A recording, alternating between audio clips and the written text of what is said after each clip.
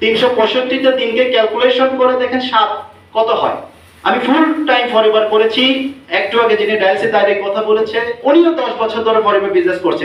তার মানে আমি যার মেন্টরকে ধরলাম, যার হাত, সেই যদি 10 বছর ধরে বিজনেস করে, আমি তো মাত্র শুরু করলাম, তাহলে আমি তো ওটাকে দেখবো সাকসেস ফরএভার আছে কিনা।